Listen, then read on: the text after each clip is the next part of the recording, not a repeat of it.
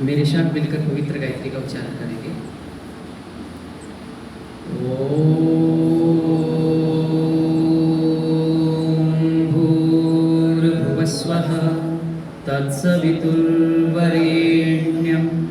भर्गो देवस्य धीमहि धियो यो नः प्रचोदयात्। ॐ वेदाहमेतं पुरुषं महान्तम् आदित्यवर्णं तं सह परस्तात् तमेव विदित्वाति मृत्युमेति न अन्यपन्था विद्यते यनायं न अन्यपन्था विद्यते यनायम्। ॐ खं ब्रह्म। व्याख्यान वेदी के समक्ष विराजित इस भव्य श्री राम कथा का संयोजन करने वाले बहुत ही सम्मानित ज्ञानचंद गुप्ता जी, उन्हीं के पास में विराजित आर्य समाज कोलागढ़ के यशस्वी कार्यकर्ता दोनों हमारे मंत्री शंकर सिंह छेत्री जी और भाई दीपक खत्रिय जी, और इस सभागार में बैठे हुए समक्ष आदरणीय भद्र पुरुषों, ज्ञान की जिज्ञासा से उपस्थित हुई पूजनीय वंदनीय मातृशक्ति और प्यारे बच्चों, हमारा उद्देश्य निरंतर आपके सर्वांगीण विकास हेतु है। जितने भी कार्यक्रम वेद के मंच से आयोजित होते हैं, उनका उद्देश्य रहता है कि मानव का सर्वांगीण विकास हो, मनुष्यों को सुख मिले। आज हम श्री रामचंद्र के जीवन से संबंधित जो कथा सुन रहे हैं, उस कथा को सुनने का भी हमारा उद्देश्य क्या है कि हम श्री रामचंद्र के जीवन से वो प्रेरणाएं लें जिससे हमारे जीवन में क्या है बच्चों, सुख आए। संसार का प्रत्येक प्राणी क्या चाहता है, सुख चाहता है। कोई भी प्राणी संसार में ऐसा नहीं है जो दुख चाहता। तो श्री रामचंद्र के जीवन से संबंधित कुछ चर्चाएं हम आपके बीच में रख रहे हैं, क्योंकि वर्तमान परिदृश्य में यदि देखा जाए तो वाम मार्गियों ने और वामपंथियों ने हमेशा भारतीय संस्कृति की रीढ़ को तोड़ने का प्रयास किया, क्योंकि भारतीय सभ्यता जो है, भारतीय संस्कृति जो है, वो दुनिया की सबसे प्राचीन, सबसे पहली और सृष्टि के आदि से प्रचलित पद्धति है, संस्कृति है। परमपिता परमेश्वर ने जब सृष्टि का निर्माण किया तो बहुत बार आपने विद्वानों से सुना होगा, अभी हम लोगों ने नववर्ष भी मनाया तो आपने जाना भी होगा कि परमात्मा ने सृष्टि का निर्माण करने के पश्चात जब मनुष्य पैदा किए तो पृथ्वी का जो भूगर्भ बनाया, ही आर्यवर्त वो भूमि थी जहाँ परमात्मा ने भूगर्भ बना करके नौजवान युवक युवतियों को सबसे पहले अमैथुनी सृष्टि का निर्माण किया। इसलिए सबसे प्राचीन है, सबसे पुरातन है, और इस संस्कृति को नाम दिया गया है सनातन। क्या नाम दिया गया? सनातन। मैंने सनातन वो है जो न पुरानी और न नई, जो सदा से है। यानी जब से सृष्टि है तब से ये सत्य हमको दिखाई दे रहा है। सामने जो ये सृष्टि दिखाई दे रही है, ये सदा से है, ये सनातन है। और इस सृष्टि के अनुकूल चलने के जो नियम हैं वो भी क्या है, बोलो, सनातन है। तो उन्हीं नियमों का निर्वहन करते हुए इस देश के अंदर बड़े बड़े राजा आए, बड़े बड़े राजकुमार आए, भारतीय संस्कृति के एक से एक पुरोधा इस देश के अंदर पैदा हुए। लेकिन उन समस्त लोगों में एक व्यक्ति का जीवन चरित्र बड़ा अनुकरणीय है, जो हम सब के लिए पूर्ण रूप से ग्राह्य है। उसमें कुछ भी ऐसा नहीं है इसको छोड़ दिया जाए। यानी एकमात्र ऐसा व्यक्तित्व जिसका हर आचरण ग्राह्य है, जिसका हर कदम, जिसका कहा हुआ ये हर एक वक्तव्य और जिसकी बोली गई एक एक बात और जिसके द्वारा उठाया गया एक एक कदम प्रत्येक मनुष्य जाति के लिए पूर्ण रूप से ग्राह्य है, ऐसे महान आदर्श और मर्यादित पुरुष का जिक्र हम कर रहे हैं। कौन है वो? श्री राम। तो भगवान श्री रामचंद्र के जीवन से संबंधित कुछ चर्चाएं हमने की थी, और हम पहुंच गए थे कि 4 पुत्रों का अयोध्या के अंदर जन्म हुआ। महाराज दशरथ बड़े चिंतित थे कि एक भी पुत्र नहीं हो रहा है, लेकिन जब ईश्वर की कृपा हुई और पुरुषार्थ किया लगन से, ईमानदारी से, मेहनत से और ऋषियों के आशीर्वाद से। अब दशरथ महाराज के यहाँ कितने पुत्र उत्पन्न हुए? 4 पुत्र। और चारों पुत्रों के अब नामकरण की बारी आई। तो वेद आदेश देता है, हमारे संस्कार विधि में भी लिखा है और संस्कारों के माध्यम से ये आदेश हमको दिया गया कि जब 10 दिन पूरे हो जाएं तो या तो 11वें दिन नामकरण करें या फिर 101वें दिन। और ये जब नामकरण करने की बारी आई तो महर्षि वशिष्ठ ने पूरी तैयारियां सुनिश्चित कर ली। अब जब तैयारियां सुनिश्चित हो गई तो चारों छोटे छोटे राजकुमार राम, लक्ष्मण, भरत और शत्रुघ्न तीनों रानियों की गोद में है। तो जब नामकरण कराया जाता है तो वहां एक क्रिया विधि होती है, उसको आप जान लो अच्छे से जरा। नामकरण जब कराया जाता है तो नामकरण कराते समय जो पत्नी है, जो देवी है, वो अपने पति के बाईं तरफ बैठती है, उत्तर की तरफ बैठती है। सामान्यतया जब यज्ञ कराते हैं तो किस तरफ बैठती है? दाहिनी तरफ बैठती है। लेकिन आज इस नामकरण में महाराज दशरथ के बाईं ओर बैठी है माता कौशल्या। और जब नामकरण हुआ तो बाईं तरफ बैठी है, तो बाईं तरफ का अभिप्राय क्या है कि आज माता कौशल्या का उत्तरदायित्व बोलो ज्यादा है, बड़ा है।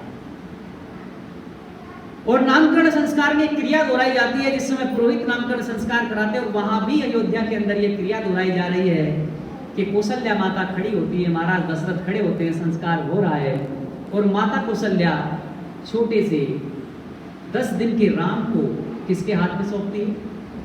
महाराज दशरथ को देती है। और सबके सामने जितने लोग बैठे हुए, सामने सारे ऋषि मुनि बैठे, पूरा समाज बैठा है। महाराज दशरथ पुत्र को ग्रहण करते हैं और ग्रहण करने के बाद में वापिस फिर अपनी पत्नी को दे देते हैं। और वापिस पत्नी को देने के बाद में आराम से दोनों अपने स्थान पर बैठ जाते हैं। तो ये जो क्रिया कराई गई है, ये क्रिया सृष्टि के आदि से चली आ रही है। ऋषि मुनियों ने वेद के माध्यम से इस क्रिया को हमारे सामने प्रस्तुत किया। अर्थात ये क्रिया कहना क्या चाहती है लोगों? इस क्रिया में बताया गया है वो वाक्य, वो सूत्र की मातृमान, पितृमान, आचार्यवान देवो, यानी मां का स्थान सर्वोपरि है। हमारे यहाँ मां को सबसे पहला स्थान प्राप्त किया गया है और वो मां कहना चाहती है समाज दुनिया के सामने कि बच्चा जो है ये केवल मेरा नहीं है, बल्कि मेरे साथ साथ किसका है बोलो? ये अपने पिता का भी है। यानी जितना अधिकार मेरा इसके ऊपर है उतना ही अधिकार इस पिता का भी इसके ऊपर है। इसलिए मैं सारे समाज के सामने सौंप रही हूं कि लीजिए ये संतान आपकी है। और पिता यहां पर क्रिया कर रहा है कि सहर्ष स्वीकार करता है और सारे समाज के सामने खड़ा होकर के कहता है कि ये बच्चा मेरा है। इसको पालने का, इसको बनाने का उत्तरदायित्व तो मेरा भी है। और सारे समाज के सामने बच्चे को स्वीकार बोलो कर लेता है। लेकिन फिर कहता पालन कौन करे बोलो? मां करे। कि अभी मेरे बस की बात नहीं है, अभी कौन करेगी लालन पालन? पहले ये मां करेगी। इसलिए मैं स्वीकार तो करता हूं कि मेरा है, लेकिन मेरा सामर्थ्य नहीं है अभी इसको पालने का, पोसने का। तो वापिस मैं अपनी पत्नी को सौंपता हूं कि देवी ये पुत्र मेरा ही है, ये पुत्री मेरी ही है, ये बच्चा मेरा ही है, लेकिन इसका अभी पालन पोषण करने का अधिकार तुम्हारा। वापिस देगा। कितनी अच्छी, कितनी सुंदर प्रक्रिया। और करने के बाद में जब वो दे दी और दे करके दोनों बैठ गए, इसी नामकरण संस्कार में आहार भारतीय संस्कृति के संस्कारों का जिक्र कर रहा हूं। जिक्र करते समय पिता उस छोटे से नन्हे से बच्चे से 4 प्रश्न करता है। 4 प्रश्न। और वो 4 प्रश्न कौन से हैं? को असी, कतमो असी, कस्य आसी, को नामासी। 4 प्रश्न। अच्छा खड़े होकर के इस सभा के अंदर मैं बोल रहा हूं और मेरे सामने आप में से कोई व्यक्ति खड़ा होकर के एकदम से 4 प्रश्न कर दे तो एक बार के सोचना तो पड़ेगा। 4 प्रश्न एकदम से कर दिए, थोड़ी सी हिचकिचाहट तो महसूस होगी। अभी तो बच्चा कितना है? अबोध बच्चा है, 10 दिन का बालक है। और पिता कह रहा है कि कोसी, कतमोसी, कस्यासी, को नामासी। तू कौन है? कहां से आया? तेरा नाम क्या है? 4 प्रश्न, इतने कठिन प्रश्न सामने कर दिए और करते ही फिर उत्तर भी देता है अपने आप ही। देखो वेद के माध्यम से, वेद के माध्यम से परमपिता परमात्मा ने उत्तर भी दिलवाया। और क्या कहा? त्वम वेदो असि। यानी समझिए, प्रयत्न करिए क्या कहा जा रहा है नामकरण संस्कार में। जब पूछा कि तू कौन है तो पिता उत्तर देता है फिर बेटे कि तू वेद है, अर्थात तू चेतन है, तू जानवान है, तू जड़ बोलो तू जड़ नहीं है। उस समय 10 दिन के बच्चे से बोला जा रहा है कि तू चेतन है, जानवान है, अर्थात तेरा कार्य समाज के अंदर आकर के तू आत्मा आ गई है, इसलिए तू चेतन है, लेकिन तुझे स्थिर नहीं रहना है।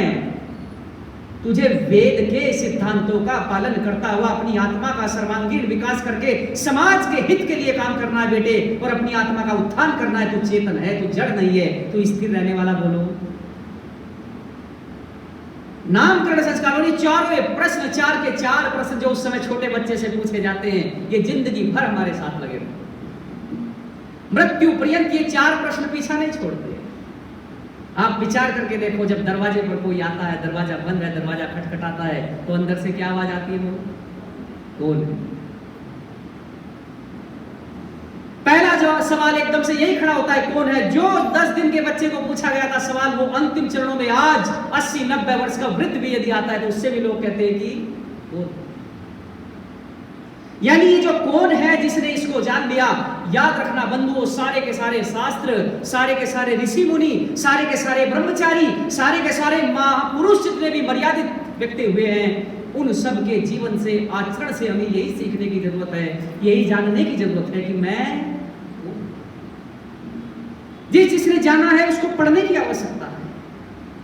जिसने ये जान लिया कि मैं कौन हूं, आज इस शरीर में मैं ये हूं, लेकिन जाने कितने शरीर हुए होंगे, जाने कितने सारे नाम मेरे रहे होंगे, जाने कौन कौन सी योनियों में जाना पड़ा होगा, लेकिन ये जो आत्मा है जिसने इसको जान लिया, वही सच्चे अर्थों में अपने जीवन को सफल करेगा। आज छोटे छोटे बालकों से, चारों बच्चों से पूछा जा रहा है कि तुम कौन हो, और उत्तर देते हैं पिता कि तुम क्या हो? बोलो।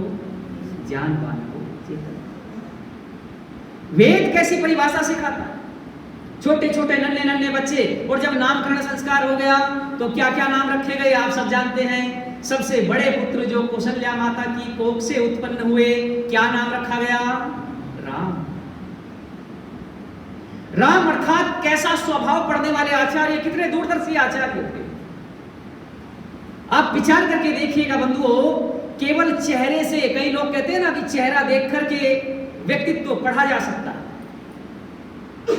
हाव भाव देख करके व्यक्तित्व को पढ़ा जा सकता है। ये बड़ा भारी विज्ञान था भारतवर्ष के अंदर, ये बड़ा भारी विज्ञान था वेद के अंदर। महर्षि वशिष्ठ ने चारों बच्चों को देखा और दूरदर्शिता से देखा, और देख करके उनकी क्रिया विधियों को देखा और विचार किया, और विचार करके चारों बच्चों के अलग अलग नामकरण कर दिए। बड़े का नाम राम, लक्ष्मण और बोलो शत्रुघ्न, और एक नाम भरत। चारों बच्चों का जब नामकरण हो गया, हो गई वो कोख लोगों, जिसके 2 बेटे, और दोनों बेटे अपने बड़े भाइयों का सत्कार करते हैं, सम्मान करते हैं। आप विचार करके देखना बंधुओं, लक्ष्मण कदम कदम पर, पदे पदे पर भाई का साथ देते हैं। 14 वर्ष का वनवास किसका हुआ था? बोलो। राम को हुआ था। लेकिन राम को 14 वर्ष का वनवास मिला तो लक्ष्मण ने कहा कि नहीं नहीं, मेरे भैया जहां रहेंगे वहां पर बोलो मैं रहूंगा, मैं साथ साथ अपने भाई के चलूंगा। और कितना बड़ा तप उस व्यक्ति ने किया। सम्मान यदि रामायण को आप गहराई से पढ़ते हैं तो लक्ष्मण अपने पिता से ज्यादा सम्मान किसका करते थे? बोलो। राम का, अपने भाई का। लक्ष्मण जानते थे कि मेरे भाई बहुत मर्यादित हैं, मेरे भाई आदर्श पुरुष हैं, मेरे भाई का चरित्र, मेरे भाई का आचरण दुनिया में सर्वोत्तम है। लक्ष्मण ने अपने भाई के आचरण को फॉलो किया है, और कदम कदम पर श्री राम का कभी साथ नहीं छोड़ा, परछाई बन करके उनके साथ साथ चलते। आज जब बच्चे बड़े होने लगे, चारों के चारों 8 वर्ष की अवस्था हो गई, तब वेद क्या आदेश देते हैं? वेद कहते हैं जब 8 वर्ष का बच्चा हो जाए, 5 वर्ष तक माता उसका पालन करे, 3 वर्ष तक कौन करे? बोलो। पिता पालन करे। और जब 8 वर्ष का बच्चा हो जाए तो किसको सौंप दे? गुरु को, आचार्य को। और यही बात महर्षि देव दयानंद ने बहुत सुंदर तरीके से पुष्ट करने का प्रयत्न किया सत्यार्थ प्रकाश के अंदर। और वो कहते हैं धन्य है वो संतान जिसके माता पिता धार्मिक और क्या हो? बोलो, विद्वान हो। यानी जिस संतान को माता पिता संस्कारित मिल गए, जिस संतान को माता पिता योग्य मिल गए, जिस संतान को माता पिता धर्मात्मा मिल गए, उस संतान के बड़े भाग हैं। अर्थात जहां से, यानी ऋषि कहना क्या चाहते हैं कि यदि आप अपना भविष्य उज्जवल बनाना चाहते हो लोगों, तो आपको प्रमाण देना पड़ेगा बच्चों के सामने, अपने जीवन को, अपने चरित्र को, अपने आचरण को सही मायनों में, सही कायदों में रखना पड़ेगा। आज समस्या क्या बन रही है, आज बहुत बार हम समाज के अंदर जाकर के देख रहे हैं, आज भारतवर्ष की नहीं बल्कि पूरे विश्व की आज दुर्गति की स्थिति क्यों बन रही है। हम चाहते तो हैं कि हमारे बच्चे अच्छे बन जाएं, हम चाहते तो हैं कि हमारे बच्चे विद्वान बने, धर्मात्मा बने, परोपकारी बने, सज्जन बने, हमारी सेवा करने वाले बने, पर आप विचार करके देखो क्या हम उनके सामने ऐसा आचरण प्रस्तुत करते हैं? सुबह से लेकर, सुबह उठने से लेकर और शाम को सोने तक एक 5-6 वर्ष का छोटा बच्चा किसको देख करके आचरण करता है, जरा बताओ मुझे। मैं घरों के अंदर जाता हूं तो लोग मुझसे कहते हैं कि आचार्य जी हमारे बच्चे बिगड़ते जा रहे हैं, जाने क्या कारण है, किसी तरीके से बच्चों को सुधार दो, किसी तरीके से बच्चे ठीक बन जाए। मैं कहता हूं कि बच्चों को सुधारने के लिए आपको अपना आचरण सुधारना पड़ेगा, क्योंकि एक छोटा बच्चा है, छोटे बच्चे के सामने यदि आप काम फिनिश करते ही, घर का काम जैसे समाप्त होता है तुरंत आपने मोबाइल फोन उठाया, उठा करके चलाना शुरू कर दिया। बच्चा आपसे समय मांग रहा है, बच्चे की आवश्यकताएं हैं, बच्चा आपके साथ खेलना चाहता है, बच्चा आपके साथ विचार साझा करना चाहता है, बच्चा आपके साथ अपने जीवन की, अपने बचपन की जो महत्वपूर्ण चीजें हैं जिसको जीना चाहता है वो शेयर करना चाहता है बच्चा आपसे, लेकिन आपने बच्चे को समय नहीं दिया। जब आपने बच्चे को समय नहीं दिया, बच्चे का समय आपने छीन लिया और उसमें आप मोबाइल फोन में ज्यादा व्यस्त हो गए, तो बच्चा क्या करेगा फिर कि शायद माता पिता जो मेरे मोबाइल फोन में देख रहे हैं इसमें कुछ बहुत ज्यादा महत्वपूर्ण चीज है और मुझे भी देखना चाहिए। और एक बार वो चस्का लगता है शुरुआती दौर में, फिर बार बार बार बार, क्यों, कारण क्या बना, क्योंकि आप उसमें व्यस्त हैं, वो आपको देख करके फॉलो कर रहा है और आप उसको रोक नहीं रहे हैं। बल्कि आज तो मैं ऐसी स्थिति देखता हूं, माताओं का ही नहीं पिताओं का भी इसमें पूरा योगदान है। मैं केवल एक माताओं के लिए नहीं कह रहा हूं, लेकिन माताओं का कर्तव्य ज्यादा था इसलिए बोलता हूं। मातृशक्ति का कर्तव्य ज्यादा इसलिए मैं कह रहा हूं क्योंकि शास्त्र कहते हैं कि पहले 5 वर्ष पूरा बनाने का जो उत्तरदायित्व है वो किसके ऊपर है, बोलो। अरे एक देवी का जिक्र, एक देवी का नाम आपने सुना होगा, मदालसा, सुना है आप लोगों? मदालसा देवी के 4 पुत्र हुए, 4 पुत्र, और चारों के चारों पुत्र, दोनों पति पत्नी में आपस में ये विवाद छिड़ा। आपस में जो राजा थे वो राजा चाहते थे कि मैं अपने पुत्रों को कैसा बनाना चाहता हूं, मैं क्षत्रिय बनाना चाहता हूं, योद्धा बनाना चाहता हूं, बलवान बनाना चाहता हूं, राजकाज में संपन्न करना चाहता हूं। मैं अपने ऐश्वर्य को बढ़ाने के लिए अपने पुत्रों को क्षत्रियत्व धर्म की शिक्षा देना चाहता हूं। लेकिन मदालसा ने संकल्प कर लिया कि मैं इनको आत्मकल्याण की शिक्षा दूंगी। मदालसा ने संकल्प किया कि मैं इनको सन्यासी बनाऊंगी, आत्मकल्याण की शिक्षा दूंगी। जब ये शर्त लगी तो बंधुओं विचार करके देखना, 3 पहली संतान को ऐसा पाठ पढ़ाया माँ ने कि तीनों के तीनों बच्चे सन्यासी बने। तीनों के तीनों बच्चे, पहले 3 संतान मदालसा की जब सन्यास की तरफ बढ़ने लगी, ईश्वर की तरफ बढ़ने लगी, अध्यात्म की तरफ बढ़ने लगी, ऐसा पाठ माता ने पढ़ाया, ऐसा आचरण का प्रभाव माता ने किया, तो राजा हाथ जोड़ करके नतमस्तक हो गए देवी के सामने। और वो कहने लगे, देवी तेरी डोरियों में बड़ा बल है, देवी तेरे आचरण में बड़ा बल है, देवी तेरी शिक्षाओं में बड़ा बल है, तूने जैसा चाहा वैसा संतानों का निर्माण कर दिया। लेकिन देवी मैं निवेदन करना चाहता हूं, ये मेरा इतना बड़ा राज्य है, इस राज्य को कौन संभालेगा? ये चौथा बच्चा भी सन्यासी बन गया, चौथे बच्चे के अंदर भी अध्यात्म के गुण तूने भर दिए, तो ये क्षत्रित्व धर्म का पालन कौन करेगा, हमारी सेवा कौन करेगा? और मदालसा माता ने चौथे बच्चे को बनाया एक क्षत्रिय राज योद्धा, एक क्षत्रिय राजा बनकर के चौथा बेटा सिद्ध हुआ। तो मैं आप लोगों से निवेदन कर रहा हूं, जब मदालसा उस स्थिति में बच्चों को ला सकती है, तो आज आप विचार करके देखो बच्चे हमारे फॉलो किसको कर रहे हैं। यही तो उपदेश श्रृंगी ऋषि ने दिया था कि 4 पुत्र तुम्हारे यहां उत्पन्न हुए, लेकिन तुम्हारे ऊपर बड़ा दायित्व है देवियों, इन चारों बच्चों के संतानों का अच्छे से निर्माण करना पड़ेगा, बढ़िया लोरियां देनी पड़ेगी, संस्कारवान पाठ पढ़ाना पड़ेगा, शास्त्रोक्त विधि से इनके जो उच्चारण दोष है उनको दूर करना पड़ेगा। देवी ये 5 वर्ष का काल तुम्हारा। राक्षसों का वर्चस्व बढ़ गया तो राक्षसों को समाप्त करने के लिए बहुत सारे अस्त्र शस्त्रों का निर्माण करना पड़ा। बहुत सारे एक्सपेरिमेंट करने पड़े, बहुत सारे अनुसंधान करने पड़े, बहुत सारी प्रयोगशालाएं बनानी पड़ी, लेकिन जो प्रयोगशाला महर्षि विश्वामित्र चलाते थे, उस प्रयोगशाला को ये राक्षस लोग अपने शस्त्रों के बल पर, अपने अस्त्रों के बल पर, अपने छल बल पर, अपने ताकत के बल पर उन सारी प्रयोगशालाओं का क्या कर देते थे? बोलो, विध्वंस कर देते। यानी जितनी प्रयोगशाला बनाते उनको तोड़ देते। और जब प्रयोगशालाएं टूटने लगी, महर्षि विश्वामित्र, क्योंकि उस समय उन्होंने संकल्प किया था कि मैं क्रोध नहीं करूंगा, अब महर्षि विश्वामित्र क्रोध नहीं करेंगे तो फिर एक ऐसा व्यक्तित्व चाहिए, एक ऐसा व्यक्तित्व जो इन राक्षसों का सफाया कर सके। और उसको मांगने के लिए किसके पास गए? महाराज दशरथ के पास गए। और जब महाराज दशरथ के पास में पहुंचे तो वहां जाकर के महाराज दशरथ ने सुना कि विश्वामित्र आए हैं। और याद रखना बंधुओं, विश्वामित्र कोई सामान्य व्यक्ति नहीं थे, क्योंकि ये वो ऋषि थे जो ऋषि अपने लिए नहीं जीते थे, जो समाज के लिए जीते थे, समाज कल्याण की भावना से जीते थे, जो ऐसे प्रयोग कर रहे थे, प्रयोगशालाओं में अस्त्र शस्त्रों का निर्माण कर रहे थे, जिन अस्त्र शस्त्रों से उन राक्षसों का विनाश किया जा सके जो निरीह मनुष्यों को और प्राणियों का संहार कर रहे थे, जिन्होंने आतंक फैलाया हुआ था पूरे आर्यवर्त के अंदर।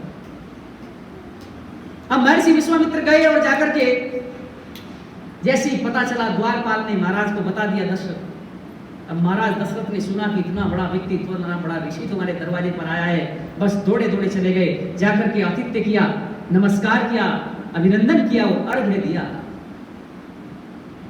अर्थात हमारे यहाँ एक परिपाटी, एक प्रचलन है जो आज प्राय विलुप्त होता जा रहा है, जिसको समझने की आवश्यकता है।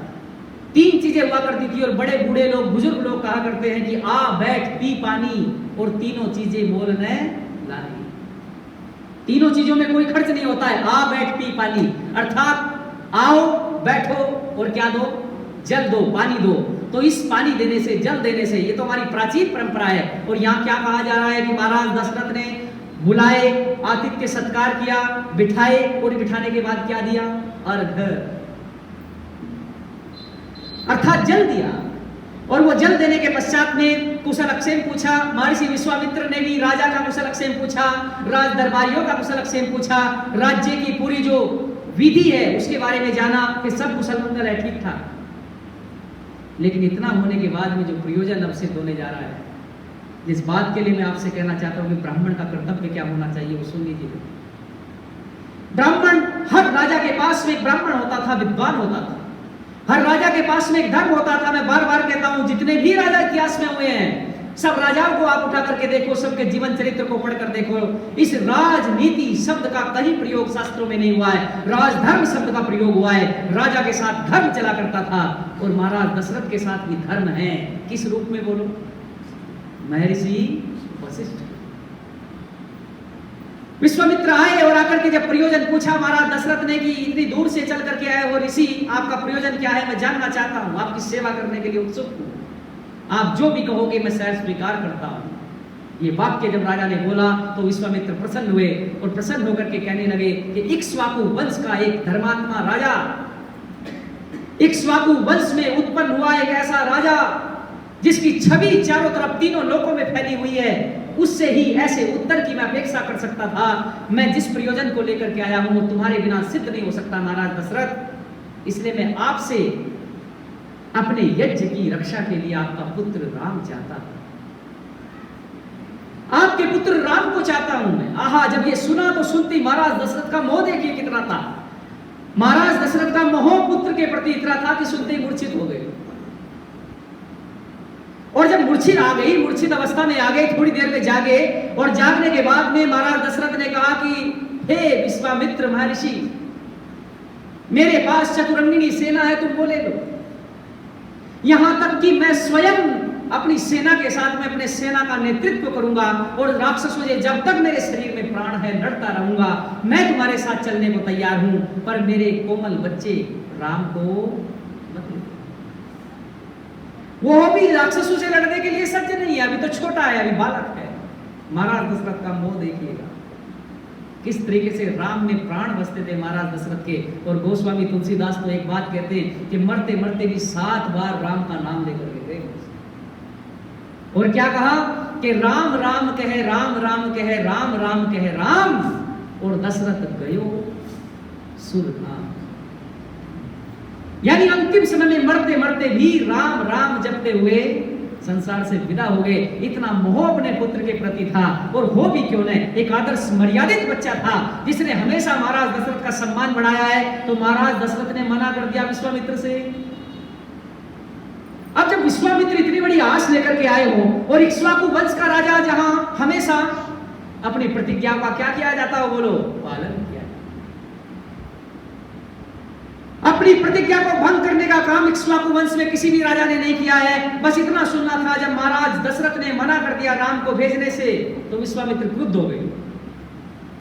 विश्वामित्र को क्रोध आ गया, और क्रोध में आकर के उन्होंने कहा कि महाराज दशरथ, तुम अपने वचन से फिर रहे हो, तुम आज वचन भंग कर रहे हो, तुम इक्ष्वाकु वंश पर, सूर्य वंश पर आज तुम कलंक लगाने का काम कर रहे हो। मैं तो वापस चला जाता हूं। जैसे ही वापस चलने की बात कही, महर्षि वशिष्ठ खड़े हो गए, और खड़े होकर के कहने लगे, महाराज दशरथ, ये तुम क्या कर रहे हो? तुम जानते हो कि ये व्यक्ति कौन है? क्या तुमने विश्वामित्र के जीवन को पढ़ा है? तुमने जाना है, तुमने समझा है कि विश्वामित्र कोई सामान्य व्यक्ति नहीं है, एक पूरी फौज है, एक पूरी सेना है। ये महर्षि विश्वामित्र उन तमाम राक्षसों का संहार अकेले कर सकते हैं, और संहार करने के बाद एक प्रतिज्ञा उन्होंने की हुई है कि मैं इस यज्ञ में अस्त्र शस्त्र नहीं चलाऊंगा।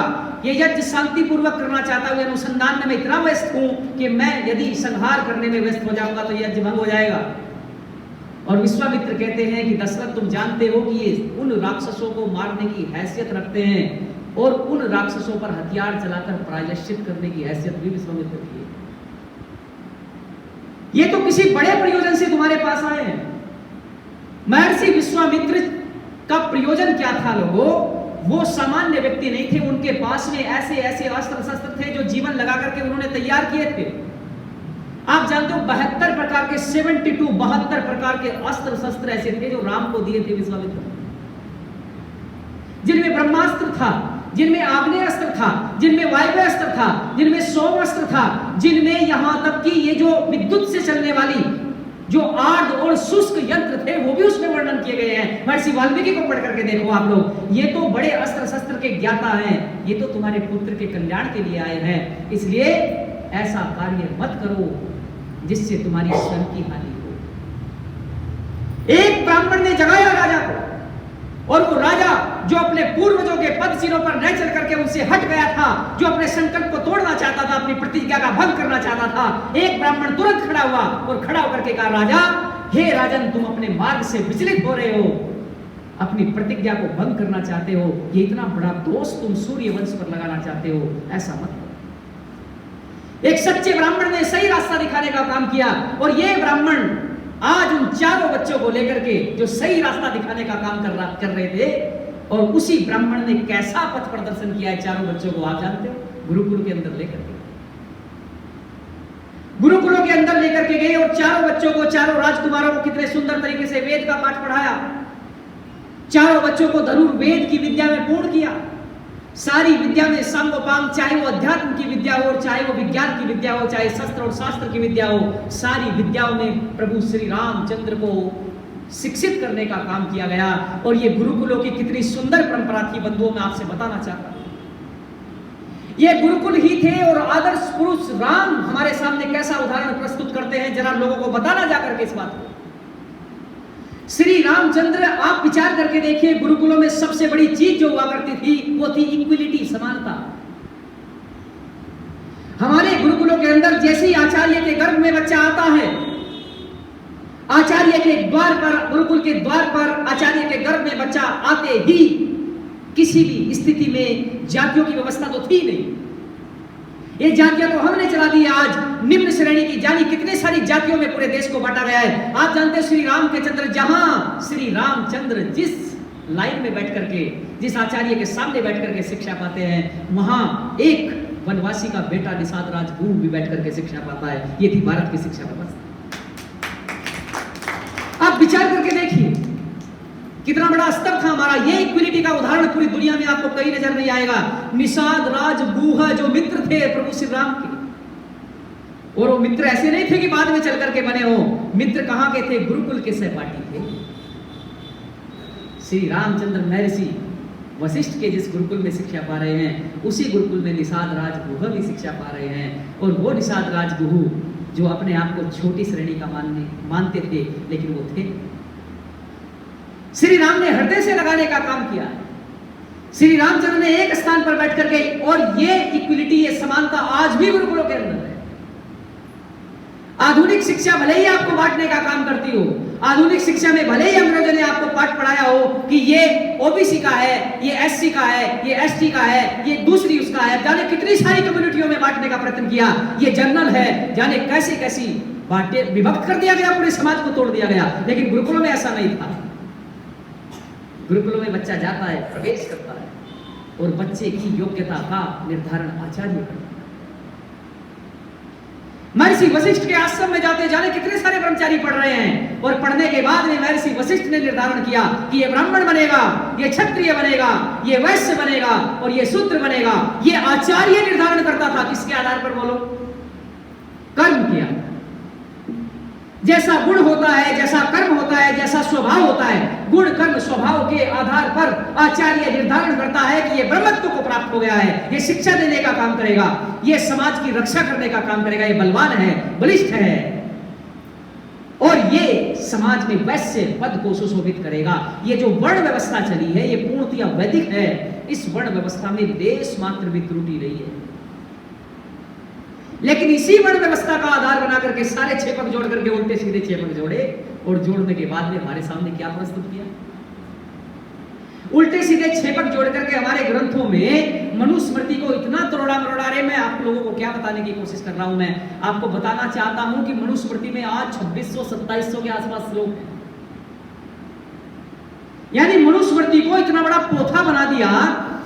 आप विचार करके देखिए, मनुस्मृति में सामान्यतया जो मनुस्मृति महर्षि मनु के द्वारा लिखी गई है, उसमें मात्र 1400-1500 के आसपास श्लोक, यानी जितने बचे हुए श्लोक हैं सारे छेपक जोड़े गए। और उसमें बताया गया कि मनुस्मृति जो है ना, वो किसकी विरोधी है? ये निम्न जाति का एक तबका ऐसा खड़ा हो गया है जो मनु का विरोध करने के पीछे जुड़ा हुआ है। लेकिन आप विचार करके देखो, मनु महाराज ने कितना सुंदर तरीके से मनुस्मृति लिखी है। वहां वर्ण व्यवस्था का पालन किया गया, वहां जाति व्यवस्था नहीं है, वहां धर्म के साथ साथ राज के साथ साथ धर्म जोड़ा गया है। वहां कैसे मनुष्यों को चलना चाहिए, किस तरीके से आश्रम व्यवस्था होती है, कौन ब्राह्मण होता है, कौन क्षत्रिय होता है, कौन शूद्र होता है, कौन वैश्य होता है, पूरी परिभाषा मनुस्मृति के अंदर थी। इसलिए हमें विचार करना चाहिए और श्री रामचंद्र के जीवन को पढ़ करके अनुमान लगाना चाहिए। चारों वहां पर गए, पढ़े, और पढ़ने के बाद में सुयोग्य ब्रह्मचारी बन करके जब आश्रम से निकले, देदीप्यमान सूर्य के समान चारों पुत्र जब राजमहल में पहुंचते हैं, तो वहां जाते हैं, और वहां जाने के बाद फिर आगे पूरे के पूरे राज्य में अपने पिता का कैसे सहयोग करते हैं। आप विचार करके देखिए, श्री रामचंद्र ब्रह्म मुहूर्त में उठते हैं, अपने पिता से पहले उठ जाते हैं, उठ करके जनता के बीच जाते हैं। उस जनता के बीच जाते हैं जिसको वो अपने संगनी मानते हैं, अपने साथ चलने वाली जनता मानते हैं, उनके सुख दुख में सम्मिलित होते हैं। आप विचार करके देखो। और राम नित्य प्रति भ्रमण करते हैं, छोटे से छोटे व्यक्ति के पास में जाते हैं, सबके सुख दुख को समझने का प्रयत्न करते हैं, और उसी के आधार पर राज्य की पॉलिसियां बनती हैं। श्री रामचंद्र पूरे राज्य में भ्रमण करते हैं, सुख दुख को देखते हैं, सारी प्रजा के आधार पर फिर महाराज दशरथ को आकर के संकेत करते हैं कि प्रजा को इस चीज की आवश्यकता है, ऐसी पॉलिसी बनाओ, ऐसी नीति बनाओ, ये है राम राज्य। और वहां से आगे कहानी बढ़ती है फिर आगे, और कैसे विश्वामित्र राम को ले जाते हैं, कैसे ये कथा आगे बढ़ती है, और कैसे हम इस कथा से सीख सकते हैं। आगे फिर अगले व्याख्यान में इसको बढ़ाएंगे। आज यहीं पर विराम करते हैं इस व्याख्यान को। गच्चित होकर सुनते जाइएगा और राम के आचरण को जीवन में ग्रहण करते जाइए। अपने बच्चों को बढ़िया बनाओ, उनके सामने आदर्श चरित्र प्रस्तुत करो, छोटी छोटी चीजों का ध्यान रखो। कभी महाराज दशरथ और कौशल्या अपने बच्चों के सामने उन्होंने लड़ाई झगड़ा नहीं किया, कभी अपशब्द नहीं बोले, कभी कटु वचन नहीं बोले, कभी मोबाइल फोन नहीं देखा उठा करके, सारा दिन व्यस्त नहीं रहे, हमेशा अपने बच्चों के साथ में खेलते थे, घूमते थे। उनको बिठाओ बच्चों को, उनसे अपने पूर्वजों की चर्चा करो, तो निश्चित रूप से लाभ मिलेगा। यही विश्वास के साथ वाणी को विराम दे रहा हूँ। बहुत बहुत धन्यवाद। धन्यवाद आचार्य जी, आपने बहुत कम समय में बहुत अच्छी व्याख्या हमारे सम्मुख रखी, और हम भी सभी लोग बहुत लाभान्वित हो रहे हैं। और जो सच्ची रामायण है, जो भगवान राम का सच्चा चरित्र है, हम सभी लोगों के सम्मुख आ रहा है आपके माध्यम से। आपकी शैली हम लोगों को बहुत प्रभावित कर रही है।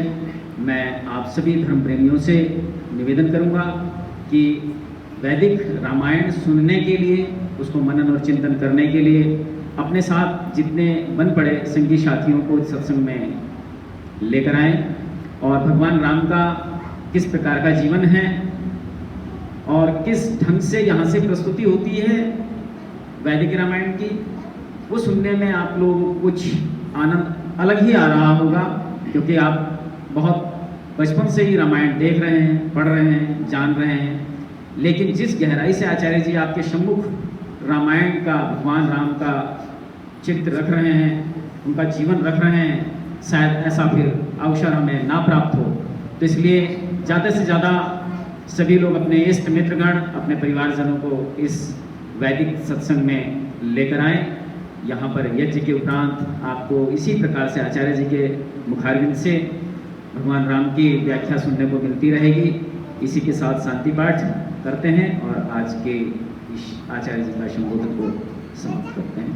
आचार्य शांति। ओम द्यौ शांति अंतरिक्षं शांति पृथ्वी शांति आपः शांति ओषधयः शांति वनस्पतयः शांति विश्वे देवाः शांति ब्रह्म शांति सर्वं शांति शांतिरेव शांति सामा शांतिरेधि। ओम शांति शांति शांति। सत्य सनातन वैदिक धर्म की जय हो।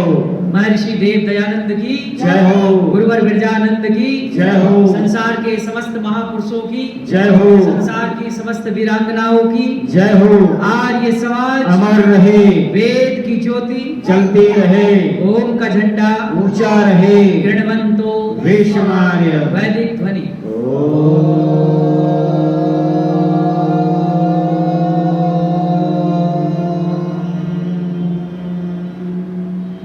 वैदिक अभिवादन सभी सबको को सादर नमस्ते। नमस्ते।